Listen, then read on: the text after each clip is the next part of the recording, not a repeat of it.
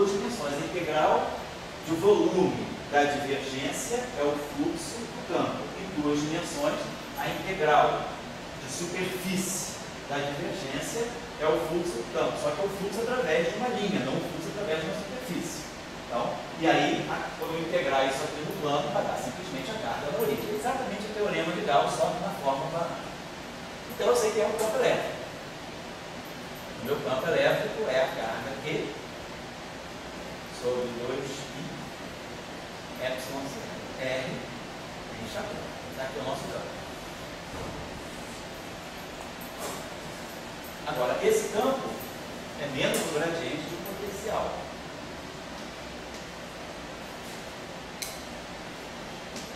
De novo, o problema tem simetria circular, então o gradiente é só DDR, né? Não tem RDDT, não tem DDT.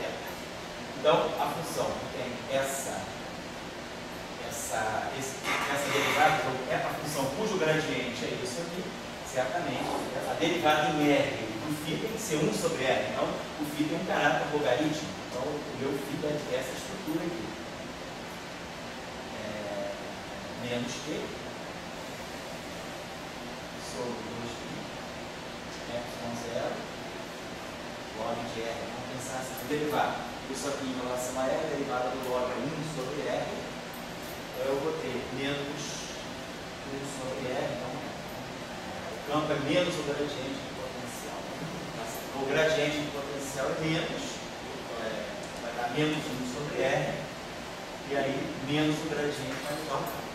Então, claro, o potencial é definido a menos de uma constante. Eu posso pegar essa constante e dizer simplesmente essa constante eu coloco aqui. A constante de integração pode ser um R0. Posso dizer que o potencial é zero a uma certa distância de zero. Então, o potencial tem um caráter logarítmico. Ou então eu posso dizer o seguinte: em vez de botar log de R, eu posso colocar assim, log de μ vezes zero. Onde esse μ aqui, obviamente, seria 1 sobre R0. É uma constante com dimensão de 1 sobre comprimento. Que no fundo é a constante de integração do problema. Certo? Então, quer dizer que a gente tem esse caráter do potencial. É simplesmente em botar R sobre R0, eu estou colocando μ.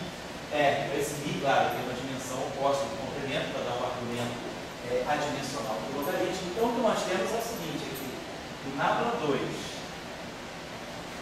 disso aqui, menos Q. Perdão, só para a gente falar. Nós fizemos isso.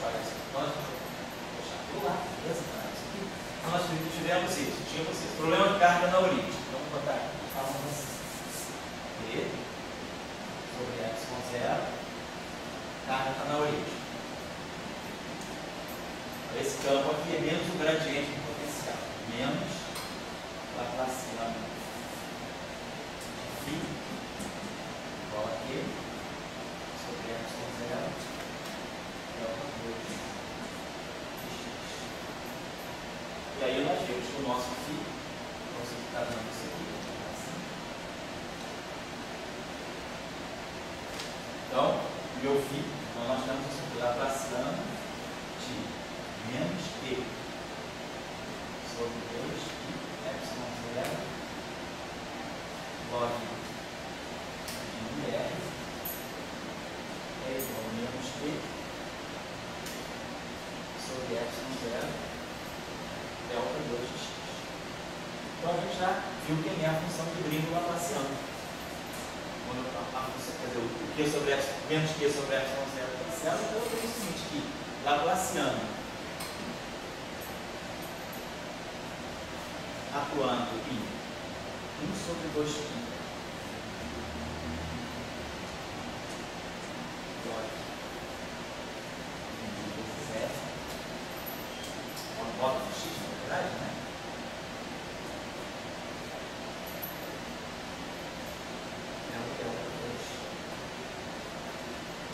Então, o potencial de uma carga uniforme no plano está no grafeno.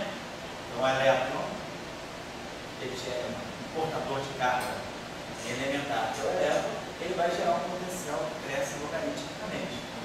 Aí o caráter, claro que cresce muito pouco, né? Porque o logaritmo ele cresce bem devagar. Mas, de qualquer maneira, o potencial exponencial é crescente, o campo, em vez de cair 1 sobre R2, né? Nós vemos que o campo é menos o gradiente do potencial. A gente obteve esse campo aqui, sobre 2i epsilon 0, né? Quer dizer, quando eu derivo, né? Isso aqui em relação a x e produz nada, é mil, né? Isso é lógico, como a lógica é só isso aqui. A conta de x.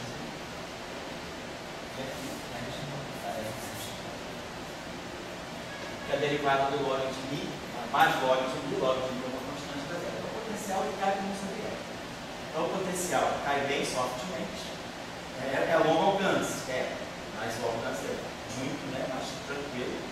Não é 1 sobre r2, cai mais rápido. Então, ele acontece mais delicadamente, mas o que mostra que o potencial é a energia de interação.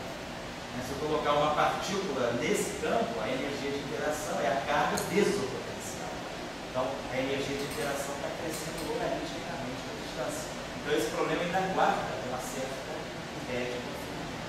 Então, a interação eletromagnética do plano, ela também é diferente, não é? Você está esperando 1 sobre x aí quietinho, né? Doido para chegar para comer pipoca, porque 1 sobre x vai chegar para cá. Mas, por enquanto, você não está comendo a pipoca, não está vendo as coisas, né, mais chatinho. Então, no plano, isso mostra que a interação eletromagnética tem um caráter mais de correlação, mais correlacional. Por isso tem muitos fenômenos interessantes. O eletromagnetismo planar, né, esses sistemas planares, têm comportamentos muito peculiares que nós não vemos em 3 dimensões. Então, essa relação entre carga e espinho do portador em 2 dimensões, plano, é muito diferente, né, daquilo que é o elétron em 3 dimensões. Então, quando você organiza o grafeno sistemas realmente planares, ele começa a apresentar certos comportamentos na questão da condutibilidade, do efeito romântico, né, é um caso claro de 2 dimensões, porque a interação eletromagnética tem um caráter muito distinto daquela em 3 dimensões. Então, situações, né, peculiaridades da interação eletromagnética que eu não consigo ver em sistemas colométricos, eu consigo ver em sistemas planares. Então, esses aspectos são muito simples, a gente já começa a ver a influência, né, da dimensão da função. Oi? Você tinha mostrado como que a dimensão afeta o campo magnético. Isso. Isso daí também serve como... Isso, exatamente. A dimensão afeta o campo magnético no caráter tensorial dele. O campo magnético em 2 dimensões, em uma dimensão espacial. Só tem aquele problema que eu fiz, que eu modo de x. Uma dimensão espacial, não existe campo magnético. Se a gente vai para o plano, aqui o campo magnético, a gente viu na aula passada, a gente já sabe que o campo magnético já aparece, mas é um escalar. Aí se eu for para 3 dimensões, o campo magnético se torna um vetor. Aí se eu vou para 4 dimensões espaciais, o campo magnético se torna uma matriz, 3 com 3. Então, à medida que eu for aumentando a dimensão, tem 6 componentes. Então, ele tem que criar uma matriz antissimétrica 4x4. Eu vou para 4 dimensões espaciais. Ele passa a ser uma matriz antissimétrica 4x4. O campo magnético ele sai do nada, ele não existe em uma dimensão. Em 2 dimensões ele vira um escalar, em 3 dimensões ele vira um vetor, em 4 dimensões ele vira uma matriz antissimétrica 4x4. Em 5 dimensões ele vira uma matriz antissimétrica 5x5, em 10 elementos. Então ele começa com 0 componentes, 1 componente, 3 componentes, 6 componentes, 10 componentes. Depois 15. O campo magnético já estrutura dele, o campo elétrico não, ele acompanha, ele é sempre vetorial. Então, em uma dimensão, ele é um vetor unidimensional. Em 2 dimensões, é um vetor planar. Em 3 dimensões, é um vetor com 2 componentes. Em 4 dimensões, é um vetor com 4 componentes. Então, o campo magnético, ele sempre tem um caráter vetorial, mas o comportamento dele com a distância muda drasticamente. Certo? Legal? Então, vou dar para quem vai ver. Os outros dois do Igor, muito bem. Que a forma lá de cima do Igor está no esclarecido. você souber isso, Eu não sei isso aí. você sabe o potencial. A outra expressão em cima, Essa aqui. que estaria me esclarecendo mais sobre Eu diria que sim.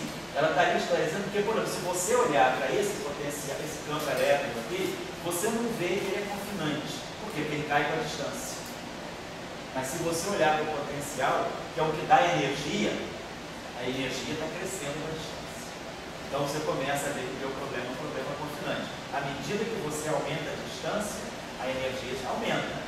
Então você quer buscar a configuração de equilíbrio que você busca, sempre a configuração de estabilidade é a configuração de menor distância. Então esse sistema, ele precisa estar sempre com distâncias mínimas para poder garantir que a energia não é tão grande. Então ele confina. Então eu acho que por aqui você vê mais física do que por aqui. porque está dando energia do professor. A pergunta é o que é a função, a equação, essa equação não, essa equação toda, ela está dando mais, você já sabe qual é o potencial. Certo. Logaritmo Isso. inicial. Isso você sabe. Mas essa equação, certo? O que é? No fim dessa equação ela dá para você qual é o potencial de uma carga multiforme. Ela te diz o que é. Você pensa o seguinte, eu tenho uma interação. Mas ela não tem você tem potencial, essa equação tem uma verificação. Não, ela não seria uma verificação, quer dizer, é porque eu fiz o contrário. Eu parti do campo elétrico, porque senão então, deixar a tarefa que o Dória está implicitamente sugerindo. Eu fiz o problema à física, ou seja, eu resolvi o campo elétrico pela lei de Gauss, que é fácil, tirei o potencial e vi o potencial de uma carga resumida, ou seja, eu resolvi o problema da função de B. Mas suponhamos que o cara não saiba nada de lei de Gauss, o cara seja um mero matemático que não fez física 3. Então, claro, você fez física 3, você é matemático, mas fez física 3, então você sabe. Mas vamos pegar um matemático que não tenha feito física 3, mas que saiba muito a matemática. Então o problema dele é o seguinte, eu quero resolver o problema de Green em duas dimensões. Então o problema desse matemático é esse aqui, Laplaciano de G de X igual a delta 2. Para ele não coloca nem carga, porque ele sabe nem o que é carga. Aí é interessante, ele sabe que tem uma função delta. Também ele não gosta, já é distribuição, matemática já fica, isso aí já é obedecia, né? Mas vamos dizer que o matemático aceitasse pecar esse. Então tá lá, escreveu essa equação. O problema dele, ele não sabe campo elétrico, eu não vou resolver campo elétrico, eu quero resolver esse problema. Então, a primeira coisa que o cara pode tentar fazer é, vamos trabalhar no espaço de Fourier. Eu vou encaminhar essa tarefa para vocês fazerem. Então o exercício de você vai ser um exercício meio indigno, mas vocês vão ter que resolver uma integral, que não vai ser tão simples. Pelo menos vocês vão ter que mexer em funções especiais. O problema é esse. Então vamos colocar esse problema no espaço de momento. Fazer todo esse problema no espaço de Fourier. Vamos escrever isso aqui em termos da sua integral de Fourier. Então, integral B2k sobre 2π ao quadrado, fazendo a integral de Fourier que representa g de x. G de 1 de k é a menos i k x. Representação de Fourier da função delta. Integral B2k sobre 2π ao quadrado. A função delta, sabe que a integral da função delta é a onda plana. Isso aqui é o exponencial de menos i k x. Ou seja, a transformada de Fourier de g é o g-til. A transformada de Fourier da função delta é 1. Né? A característica da função delta é aquela função cuja transformada de Fourier é a própria identidade. Então está aqui. Então esse problema me diz simplesmente uma coisa. Se eu jogar agora esse Laplaciano aqui para dentro, esse Laplaciano de coordenada x, ele passa por aqui, vai bater na onda plana. Laplaciano atuando em E a menos I kx produz menos K2 E a menos I kx. Então, Laplaciano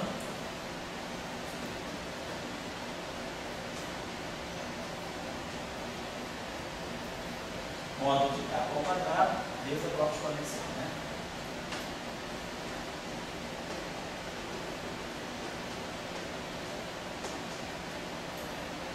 Então, quando aquele Laplaciano entrar na integral, ele vai produzir simplesmente um K2.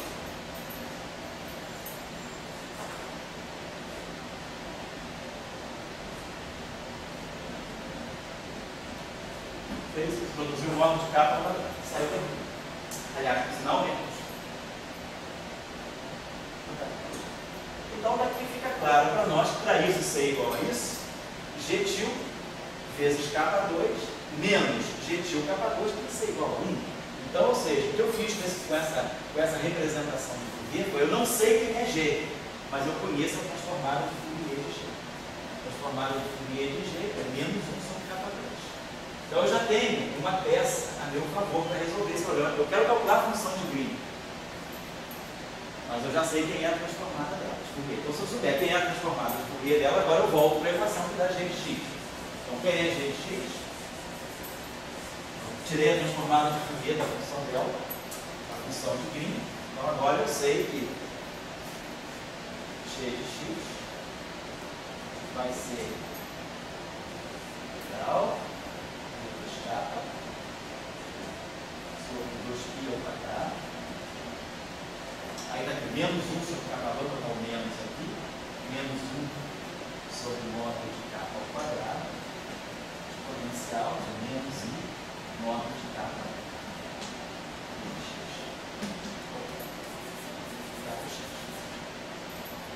Esse é o meu problema. Então, sei a função, a transformada de Fourier. Quem sabe a transformada de Fourier, em princípio, pode fazer essa integral para resolver para a gente. E aí o problema vai ser agora fazer essa integral. Então, vocês vão ter que resolver essa integral. A dica que eu dou é a integral em k. Então, x é constante. Esse vetor x é um vetor. A integral é constante. Então, faz de conta que eu vou fazer integral em k. Eu tenho que fazer integral no plano k. K é eu tenho plano k, eu tenho meu vetor planar k. Então, vamos dizer que a gente pegue, né, o eixo de x, vamos fixar o plano k,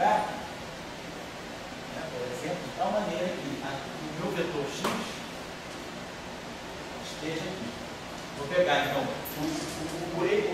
aonde está o vetor x, eu centro meus eixos de tal maneira que eu tenho kx e k. Por quê? Porque se meu vetor k está aqui, eu vou querer fazer, claro, eu vou trabalhar em coordenadas polares, inclusive que esse ângulo seja um ângulo θ. E a gente faz quando tem a transformada de Fourier em 3 dimensões, e elevado a menos i kx. Eu fixo, como se eu tenho coordenadas esféricas, eu fixo o vetor x ao longo do eixo dos eixos para aproveitar o ângulo azimutal. Aqui eu vou fazer um problema de coordenadas polares, então como esse x é um vetor fixo, eu vou escolher o meu sistema de eixos do k de tal maneira que o eixo x do k, o eixo kx seja em cima do x e o ky seja aqui. De tal maneira que então isso aqui vai dar para nós integral módulo de k, módulo de x, cosseno de θ, que é o ângulo polar. Esse ângulo θ, claro, vai ser a 2π. Então essa integral em d2k, ela é uma integral em coordenadas polares no espaço de momento. Então isso aqui vai ficar uma integral, aqui esse 2π ao quadrado fica fora.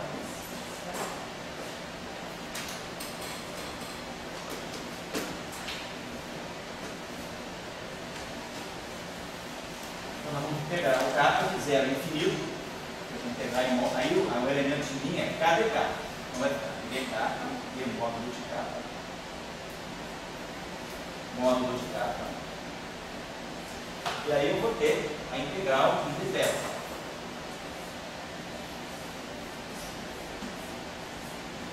E aqui eu tenho 1 sobre k2. Então é claro, o elemento de superfície, né, o elemento de volume, né, no plano, deu um K aqui. Então esse K cancela com K2 aqui. Sobra, isso aqui sai. Então basicamente eu tenho que resolver essa integral. A integral em dk disso aqui e a integral de θ com cosseno. A sugestão que eu dou é, primeiro eu resolvo a integral em θ. Isso aqui sai. Resolvo a integral em θ. Se for resolver a integral em θ, vocês vão ver que isso aqui é a representação integral para a chamada função reta. Vocês vão obter aqui uma função J0, função diversa, de ordem 0, desse objeto, módulo de k, módulo de x. Eu estou dando os passos do problema, que eu me lembro assim. Fazendo a integral em θ, é mais conveniente fazer a integral em θ e usar a representação integral da função de Hess. Isso aí vocês acham de funções especiais. Então vocês vão ver que tem uma integral lá, dar a representação integral das funções de Bessel Jn. Vai sair isso aqui. Aí, feita a integral interna, vocês vão ter que integrar de 0 até infinito J0 de K x sobre o módulo de K. Aí vocês vão ter que procurar uma integral que envolva a função de Bessel. Então, essa integral da função de Bessel, ela pode ser resolvida e ela vai dar exatamente o módulo de x. Então, se vocês fizerem esse problema resolvendo a integral, vocês vão obter exatamente o logaritmo de x que nós obtivemos fazendo como o Dória falou, de trás para frente. Eu fui espertinho.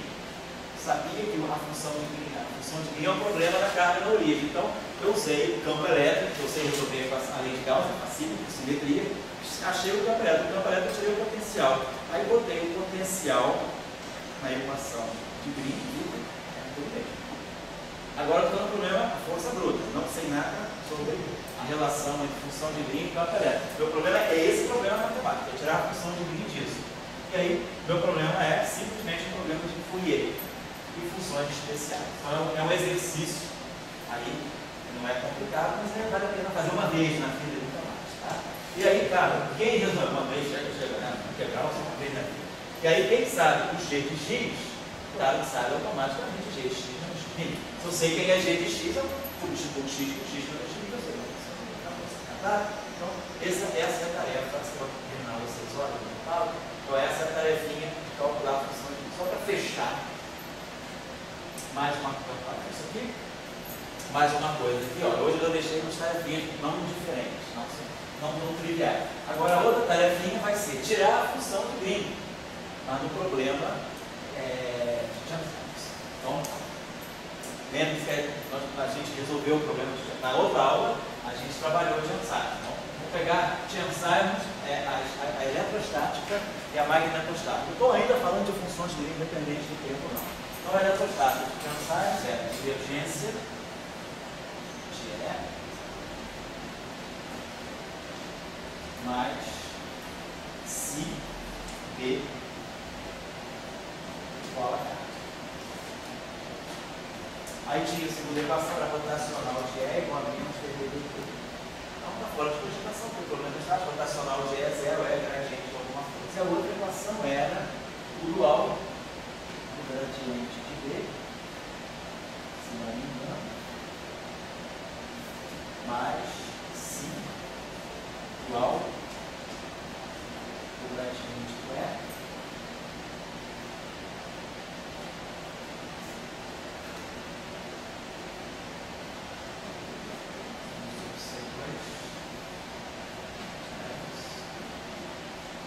Vamos dizer que não tenha corrente. O meu problema, eu tenho esse problema de Chern-Simons, resolver o problema de uma carga na origem.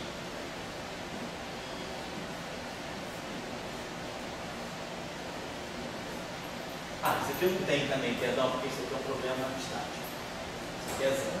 Só que o meu problema agora é que eu não posso resolver o problema de Chern-Simons, porque eu sei que, mesmo caso eletrostático, tem campo magnético. Porque, claro, se o campo magnético for nulo, o campo elétrico é zero. Para fazer essa equação. Então não dá, né, para resolver o problema que eu funciono organizado. Só tem a carga, eu posso botar B igual a zero. De repente eu tenho uma solução só para E com B igual a zero. Mas se o B for zero, o E é zero. Nessa equação sem corrente. Então eu tenho que ter campo elétrico magnético para carga na origem. Então esse problema dessa função de Green vai envolver os dois campos. Então vocês vão lembrar que E é menos gradiente de φ e B é rotacional de A.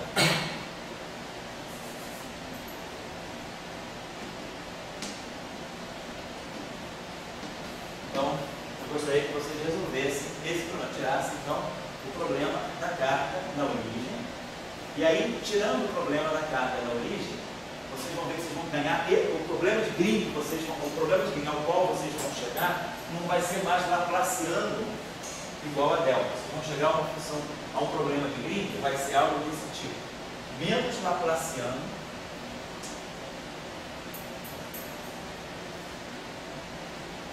mais que C ao quadrado,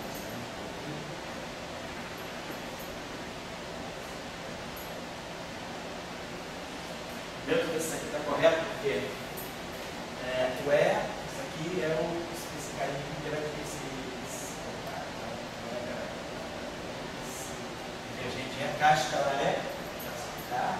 Vamos ver a transversalidade. Cascalaré mais B. Então tá, se isso aqui for no bar, B não é cascalaré. Aí se eu pegar aquela equação lá, eu vou pegar igual B.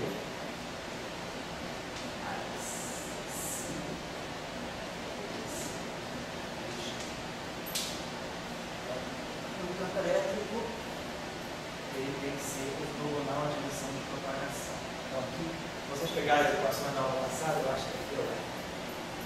Alguém na aula passada que eu fui? Alguém viu a aula passada aí? Cadê os bolões aí? Sabe aqui? Na aula passada as equações de massa de função.